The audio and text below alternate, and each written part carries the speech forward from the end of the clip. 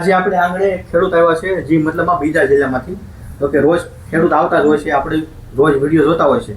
તો આજે આ દાદા આવ્યા છે જે ઘણા ટાઈમથી મતલબમાં પહેલા હું બહાર હતો તો ત્યારે પણ દુકાને આવું હતું બિયારણ લેવા, પણ હું બહાર હતો એટલે તમે આવો પછી આપણે બિયારણ લેવા માટે આવ્યું રૂબરૂ, કેમ કે દાદાને સ્પેશિયલ માહિતી અને માર્ગદર્શનની જરૂર હતી એટલા માટે આવ્યા છે. એને શાકભાજીની ઘણી વસ્તુની ખરીદી કરી છે, પહેલાં આપણે તમને બતાવી દઈએ. આ મરચીની ખરીદી કરી છે, દૂધીની ખરીદી કરી છે, ભીંડાની આવશ્યક છે, કારેલ આવે છે, બોનસ આપણો આનો વિડીયો પણ બનાવેલો છે. પછી આ ગોવાર આવે છે જર્મનીનો 333 એની ખરીદી, પછી આ નવા તુરી આવે છે રોનક એની પણ ખરીદી છે, અને આ હીરા પણ. તો હવે દાદાનો આપણે પરિચય લઈ કયા જિલ્લામાંથી આવ્યા છે, તાલુકો જિલ્લો અને આવ્યા છે, તો એને માર્ગદર્શન કેવું લાગ્યું પણ આપણે આગળ પૂછ્યું. એક દાદા તમારો પરિચય આપો. મારો પરિચય, હું આવ્યો છું અમરેલી જિલ્લામાંથી, ખાંભા તાલુકામાંથી, અને મારું ગામ છે મોટા બારમાં. અને રાજુભાઈનો કોન્ટેક્ટ કરીને મુલાકાત કરી છે અને બિયારણ ખાતરીબંધ મેં લીધું છે, અને બહુ સારા મારી વેરાયટી છે.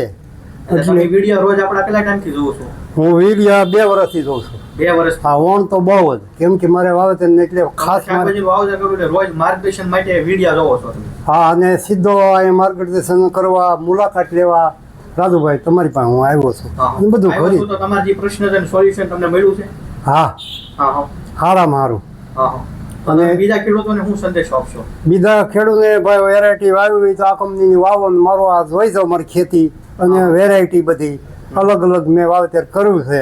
દેશી ખાતર ભરીને પાણીનું દેશી ખાતર તો કોઈ પણ શાકભાજી બનાવવામાં નાખવું જરૂરી છે. હા, એ તો આપણે ખેડૂતને ખબર હોવી જરૂરી છે, કેમ કે દેશી છે એવું બીજું કે ખાતર એની હારે આવતી નથી. પછી આપણે ભાઈ તમે શાકભાજીમાં પહેલે વહેલું સાહસ કરો છો કે દર વર્ષે આમ બનાવો છો? પેલા શાકભાજીની ખરીદી પહેલા તમે મતલબ વાવેતર દર વર્ષે કરો છો કે? હા, દર વર્ષે શાકભાજી બનાવો છે. ને આ વર્ષે આપણે અહીંયા ખરીદી કરી છે અલગ અલગ વેરાયટીની.